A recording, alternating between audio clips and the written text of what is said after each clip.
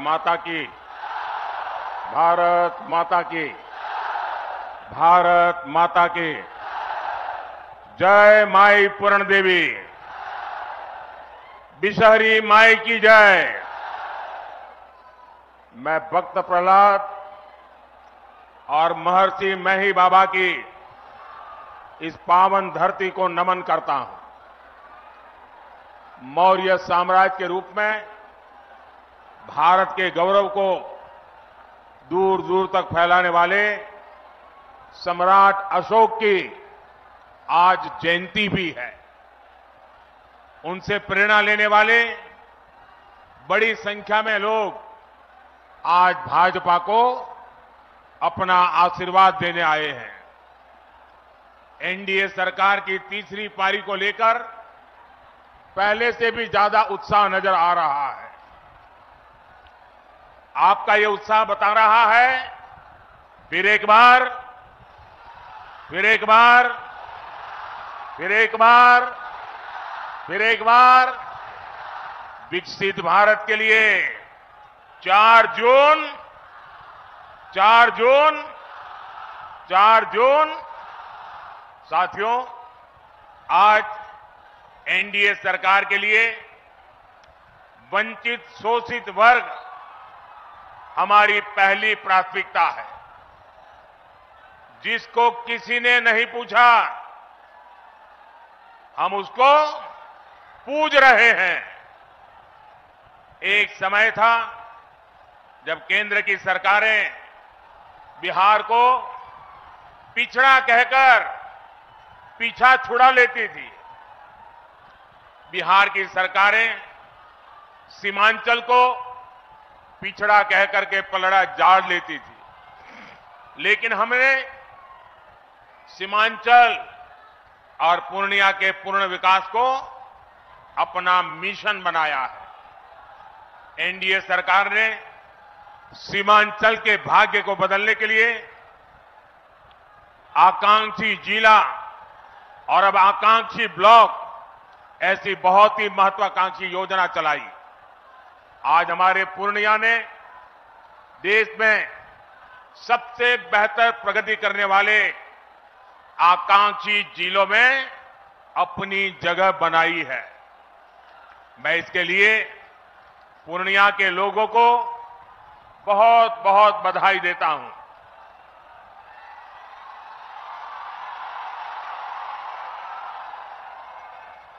साथियों, आपका उत्साह अद्भुत है। ऐसा उत्साह बहुत कम ही देखने को मिलता है। लेकिन अगर आपका उत्साह मेरी आवाज पहुंचने ही नहीं देगा तो फिर इस सभा का फायदा क्या होगा। तो मेरी बात वहां बैठे लोग सुन सके, इसलिए मेरी आपसे प्रार्थना है कि आपके नारे, आपके उत्साह को थोड़ा नीचे करें तो अच्छा होगा। करेंगे मेरी बात को? मेरी बात को मानेंगे? पक्का मानेंगे?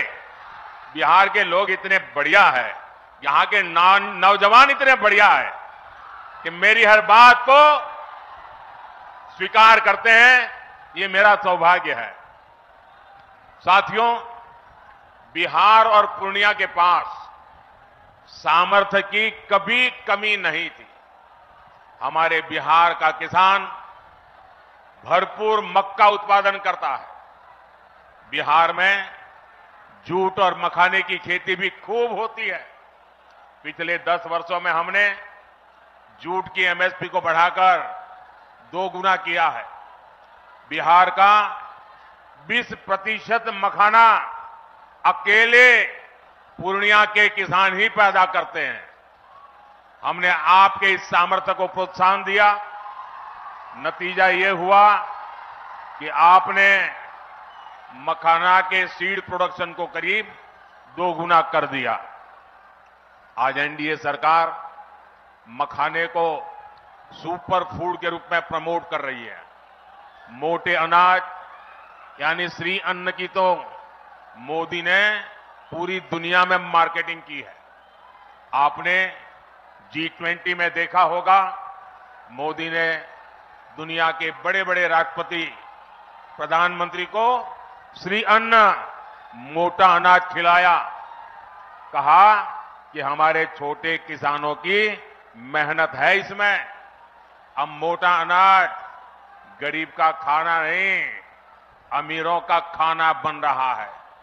इसका फायदा सीधे हमारे किसानों तक पहुंच रहा है। मक्के को भी मुनाफे की फसल बनाने के लिए हमारी सरकार ने एमएसपी पर खरीद बढ़ाई और अब तो मक्के से एथेनॉल भी बनाया जा रहा है। देश का पहला, पूरे भारत का पहला ग्रीनफील्ड एथेनॉल प्लांट पूर्णिया में लगाया गया है। हमारे नीतीश जी ने ही इसका उद्घाटन किया था। साथियों, कृषि और उद्योग के इन अवसरों को गति देने के लिए पूर्णिया में रेल और रोड के इंफ्रास्ट्रक्चर को भी आधुनिक बनाया जा रहा है। कुछ समय पहले ही मैंने कटिहार जोगबानी रेल सेक्शन के विद्युतीकरण लोकार्पण किया था।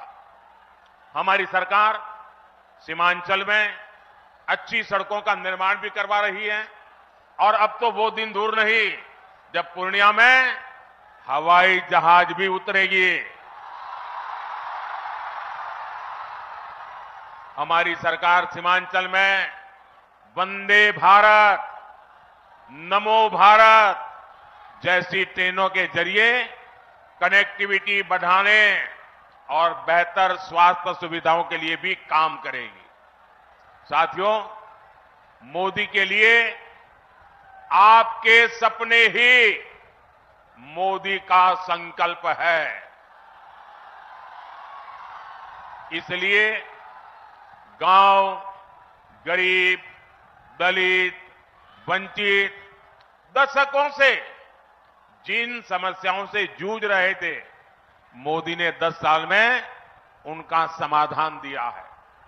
देश के 25 करोड़ गरीबी से बाहर तब आए जब हमने दिन रात उनके लिए मेहनत की। देश के 4 करोड़ गरीबों को पीएम आवास तब मिला जब आपने मोदी को सेवा करने का आशीर्वाद दिया। देश के 50 करोड़ से ज्यादा दलितों, वंचितों, गरीबों का बैंक में खाता तब खुला जब आपने मोदी को आशीर्वाद देकर के सेवा करने का मौका दिया।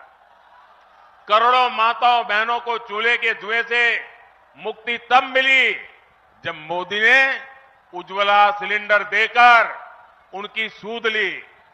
देश के 11 करोड़ परिवारों तक पहली बार पाइप से पानी तब पहुंचा जब मोदी ने हर घर जल को अपना मिशन बनाया। आज 11 करोड़ छोटे किसानों के खातों में किसान सम्मान निधि भी एनडीए सरकार ही भेज रही है। इन योजनाओं का बहुत बड़ा लाभ हमारे ततमा समाज, महलदार समाज और ऋषिदेव समाज के मेरे परिजनों को भी हुआ है। लेकिन साथियों, मोदी इतने से संतुष्ट नहीं है। जो काम हुआ है ना, वो तो ट्रेलर है, ट्रेलर। अभी हमें पूर्णिया को, सीमांचल को, बिहार को और पूरे हिंदुस्तान को बहुत आगे लेकर जाना है। कई बार लोग पूछते हैं कि मोदी के लिए समाज के आखिरी पायदान पर खड़ा व्यक्ति, हमारा दलित, पिछड़ा, आदिवासी, ये इतनी प्राथमिकता क्यों है?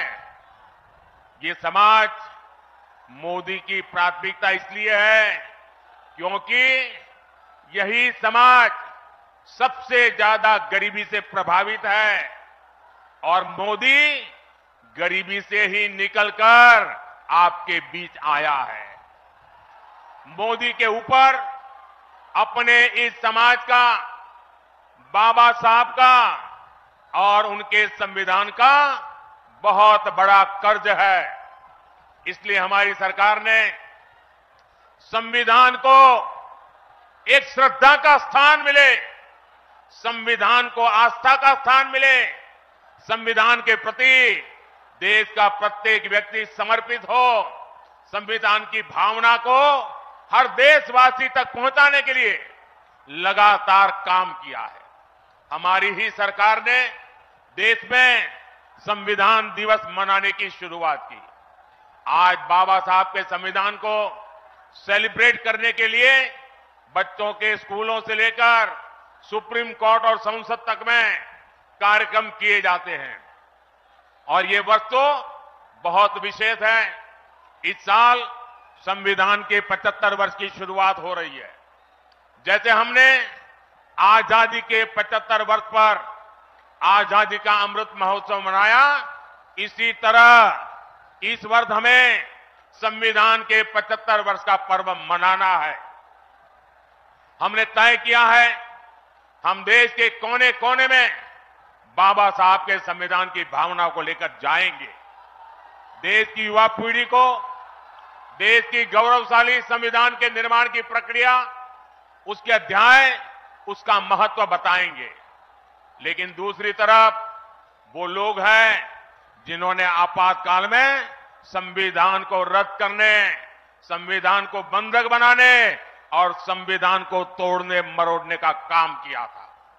हमें याद रखना है, जो लोग सत्तावर सरकार को एक परिवार की मुट्ठी में रखना चाहते हैं, संविधान उनकी आंखों में हमेशा खटकता है।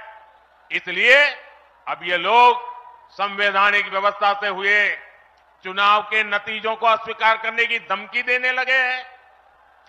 लेकिन इनके मंसूबे कामयाब न हो।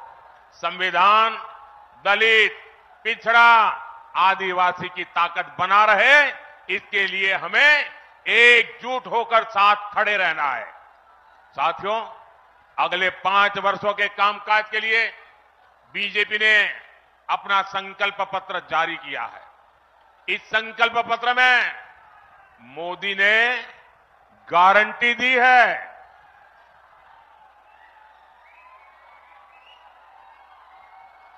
देश के सभी जरूरतमंदों को आगे भी फ्री राशन, मुफ्त राशन मिलता रहेगा। मोदी ने गारंटी दी है गरीब, दलित, वंचित के कल्याण से जुड़ी योजनाओं को हम हर जरूरतमंद तक लेकर जाएंगे। हमारी सरकार 3 करोड़ नए पक्के घर बनाएगी। देश में 70 साल से अधिक उम्र के सभी बुजुर्गों को मुफ्त इलाज की जिम्मेदारी भी सरकार उठाएगी। आप अपने परिवार में अपने बुजुर्गों को कह दीजिए, अब वो बीमारी को छुपाए नहीं, अगर कोई तकलीफ है तो मोदी बैठा है। ये मोदी की गारंटी है। साथियों, पिछले 10 वर्षों में एनडीए सरकार ने वो काम किए हैं जिन्हें पहले असंभव माने जाते थे। आज हर कोई कह रहा है बड़े कामों का दम सिर्फ भाजपा के पास है, एनडीए के पास है। आपको याद होगा, पहले अड़ोस पड़ोस के देश यहां हमला करके चले जाते थे। सीमा पर हमारे जवानों की आए दिन शहादत होती थी। आप लोगों को दुख के साथ ही गुस्सा भी आता था। आपका मन करता था ना कि इन्हें घर में घुसकर मारो। मोदी ने आपकी इच्छा का पालन किया और इसका नतीजा क्या हुआ? जो देश हमें आंखें दिखाता था वो कटोरा लेकर के भटक रहा है। साथियों, दशकों से देश में लोग मांग कर रहे थे कि कश्मीर में अलग झंडा, अलग संविधान नहीं चलना चाहिए। जो लोग दिन रात संविधान के नाम पर हमको गालियां देते हैं ना, इतने दशकों तक उन्होंने राज किया। आजादी के बाद उनके हाथ में सत्ता आई, अब तक आई, लेकिन उनमें हिम्मत नहीं थी कि बाबा साहब आंबेडकर के संविधान को जम्मू कश्मीर में लागू कर पाए। बाबा साहब का संविधान वहां लागू नहीं होता था। ये मोदी है जो संविधान को समर्पित है।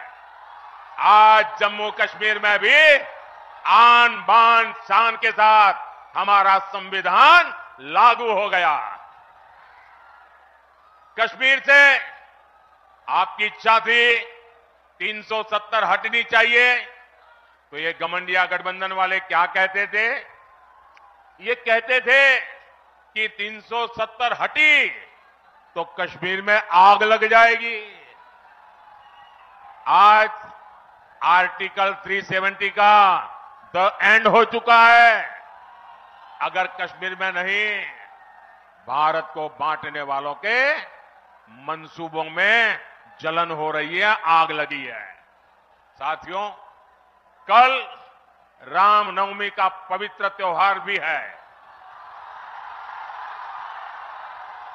ये लोग राम मंदिर के लिए भी यही कहते थे, बोलते थे कि राम मंदिर बना तो देश में आग लग जाएगी। आज हमारा राम मंदिर पूरी दुनिया में भारत का गौरव बढ़ा रहा है। अब कुंठा में घिरे ये कांग्रेस के लोग, गमंडिया गठबंधन के लोग राम मंदिर का अपमान कर रहे हैं। गमंडिया गठबंधन ने तो सनातन को मिटाने की कसम खा रखी है। 26 अप्रैल को आपका वोट इन्हें बताएगा कि सनातन मिटता है या ये लोग रहते हैं। साथियों, हमारा सीमांचल बिहार का एक संवेदनशील इलाका है। वोट बैंक की राजनीति करने वालों ने पूर्णिया और सीमांचल को अवैध घुसपैठ का ठिकाना बनाकर यहां की सुरक्षा को दांव पर लगाया है। इसका शिकार हमारे दलित, वंचित, पिछड़े और गरीब को होना पड़ा है। हमारे दलित भाइयों के घरों तक को जलाया गया था। लेकिन मैं आपको आश्वासन देना चाहता हूं, देश की सुरक्षा से खिलवाड़ करने वाला हर तत्व सरकार की नजर में है। 4 जून का परिणाम इसी सीमांचल की सुरक्षा तय करेगा। और जो लोग राजनीतिक फायदे के लिए सीएए का विरोध कर रहे हैं, वो भी एक बात जरूर जान ले, ये मोदी है, ये न डरने वाला है और ना ही झुकने वाला है। साथियों, आपने वो दौर भी देखा है जब बिहार में जंगल राज था। उस समय बिहार के इस इलाके में महाजंगल राज हुआ करता था। हिंसा, अराजकता, अपहरण और भ्रष्टाचार का यहां उद्योग चलता था। नीतीश जी के नेतृत्व में हमने बहुत मुश्किल से उस दौर को बदला है। लेकिन आज एक बार फिर जंगल राज और महाजंगल राज वाले लोग उस दौर की वापसी चाहते हैं। इनका एक ही एजेंडा है, भ्रष्टाचार और लूट। हमारे पूर्णिया में कहते हैं ना, हर भय से खर खाए, बकरी खाए अचार। भाव ये मेहनत गरीब जनता करे और मलाई ये आरजेडी वाले लूटे। मोदी के रहते ये मुमकिन नहीं है। इसलिए सब भ्रष्टाचारी के लूट के ठिकाने बचाने के लिए वो अब एक हो रहे हैं। मैं कहता हूं, भ्रष्टाचार हटाओ, ये कहते हैं भ्रष्टाचारी बचाओ। मैं आपको एक गारंटी देता हूं, अगले 5 साल भ्रष्टाचार के खिलाफ और बड़ी कार्रवाइयों के 5 साल मान के चलिए। साथियों, पूर्णिया से एनडीए उम्मीदवार श्री संतोष कुमार जी और कटिहार से दुलाल चंद्र गोस्वामी जी, ये हमारे प्रत्याशी है। 26 अप्रैल को आपको इसी उत्साह के साथ इन्हें वोट करना है। पूर्णिया और कटिहार से जीत का रिकॉर्ड बनाना चाहिए। बनाओगे? घर घर जाओगे? पोलिंग बूथ जीतोगे? पोलिंग बूथ जीतना है, जीतोगे? हर पोलिंग बूथ जीतना है, जीतोगे? अच्छा, मेरा एक और काम करोगे? मेरा एक और काम करोगे? करोगे क्या? ये मेरा काम है, करोगे? देखिए, यहां से जाने के बाद घर घर जाइए और जाकर के सबसे कहिए कि हमारे मोदी जी आए थे, उन्होंने आपको प्रणाम कहा है।